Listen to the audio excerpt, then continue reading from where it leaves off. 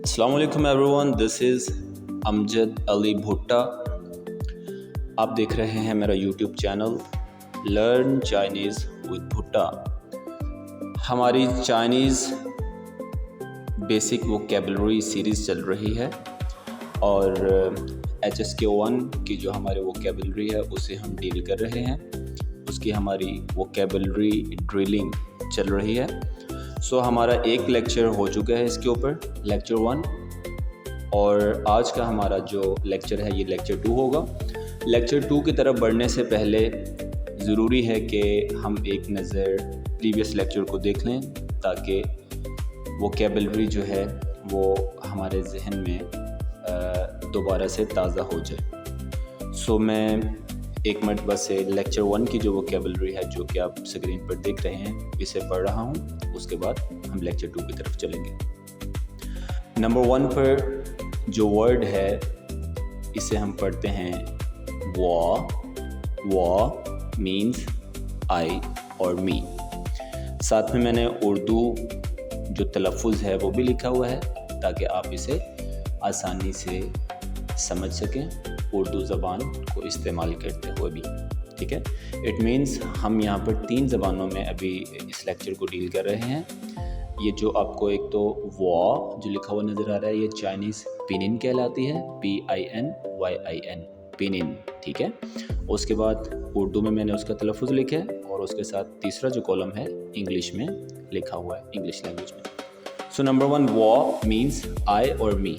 Second one is नी, इसका मतलब होता है यू सिंगुलर के मानो में, जैसे हम कहते हैं तुम। After that the third one word is था, इसका मतलब होता है इंग्लिश में ही और शी। चौथा लफ्ज़ है हमारा वॉमैन, इसका मतलब हुआ वी और अस। मन मैंने पहले बताया था प्लूरल बनाने के लिए हम लगाते हैं मन का जो लफ्ज़ है। पांचवा लफ्ज़ है नीमैन, इसका मतलब है यू प्लूरल के सेंस में, तुम लोग यानी जो सामने बैठे हुए हो। आफ्टर दैट छठा लफ्ज़ है थामन, इसका मतलब होता है दे और देम।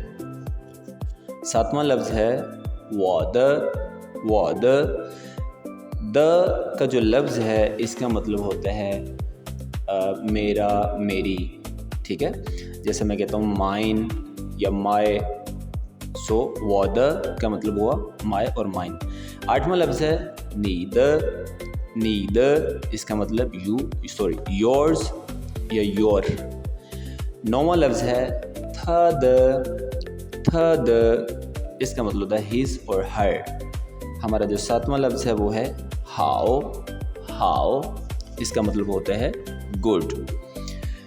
जी, तो हमारा जो आज का लेक्चर 2 है उसकी तरफ बढ़ते हैं, उसकी जो वोकैबुलरी है उसे देखते हैं। सो 11वां लफ्ज़ है आपके सामने लिखा हुआ हन।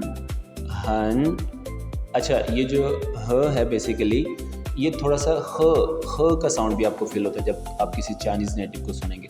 सो खन भी आपको लगेगा ये, ठीक है।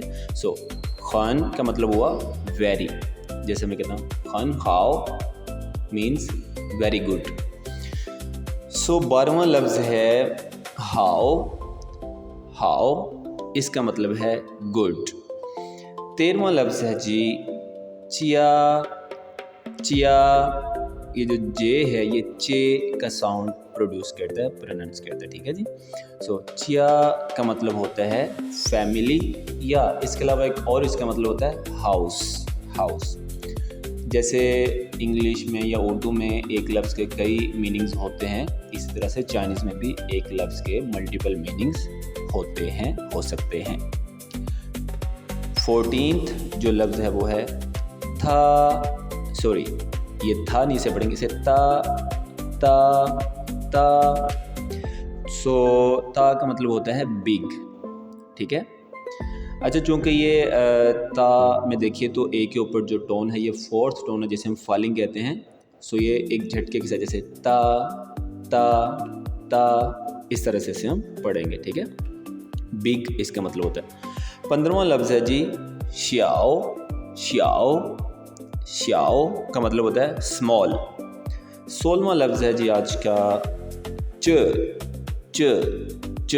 ई के ऊपर फिर से फोर्थ टोन है फॉलिंग, सो इसे जस्ट लाइक वो एक झटके के साथ जैसे आवाज़ गिरती है ना, च च च मीन्स दिस। 17वां लफ्ज़ है च शेयर। उसके आगे जो SHI है वो शेयर शेयर उसे हम पढ़ते हैं च शेयर मीन्स दिस इज। ओके। 18वां लफ्ज़ है नान नान, सॉरी इसे हम पढ़ते हैं नान नान नान। जैसे उर्दू में हम एक लफ्ज़ इस्तेमाल करते हैं नान, वैसे तो फ़ारसी में नान का लफ्ज़ होता है जिसका मतलब होता है रोटी बेसिकली, ठीक है। सो हमारे उर्दू में नान से ख़ास वो एक किस्म है जो हम चनों शनों के साथ अक्सर खाते हैं। सो इसका मतलब मेल होता है, नान मीन्स मेल। 19वां लफ्ज़ है न्यू न्यू। अच्छा, थोड़ा सा हमारी लैंग्वेज से ज़रा हट कर इसका साउंड से है, हमारी ज़ुबान में इसका कोई एग्जैक्ट उस तरह से मतलब नहीं है, लेकिन ये जैसे हम इंग्लिश में न्यू पढ़ते हैं उसके करीब करीब इसका साउंड है। सो अभी आसानी के लिए आप इसे न्यू के करीब करीब समझिए, ठीक है। न्यू न्यू इसका मतलब होता है female female. The last one word is फंगयो फंगयो फंगयो। पी जो है ये फे का साउंड प्रोनाउंस करता है, फंगयो फंगयो। इसका मतलब होता है फ्रेंड, फंगयो मीन्स फ्रेंड। एक मरतबा मैं फिर से लेक्चर 2 के वोकैबुलरी को एक ही सीक्वेंस में पढ़ देता हूँ ताकि रिवीजन हो जाए और आसानी हो जाए समझने में। 11वें से लेकर मैं ऑनवर्ड वर्ड पढ़ने लगा हूँ। हन खन खाओ खाओ, चिया चिया, ता ता, श्याओ श्याओ, च च चश चश, नान नान, न्यू न्यू, and the last one is फंगयो फंगयो। सो ये रही जी हमारी आज की सारी वोकैबुलरी। होपफुली आपने लेक्चर 1 और लेक्चर 2 की वोकैबुलरी कुल मिलाकर जो हमने 20 लफ्ज़ अब तक सीखे हैं, यकीनन आप लोग इन्हें समझ चुके होंगे। अब आपको जो ज़रूरत है वो इन्हें प्रैक्टिस करने की है।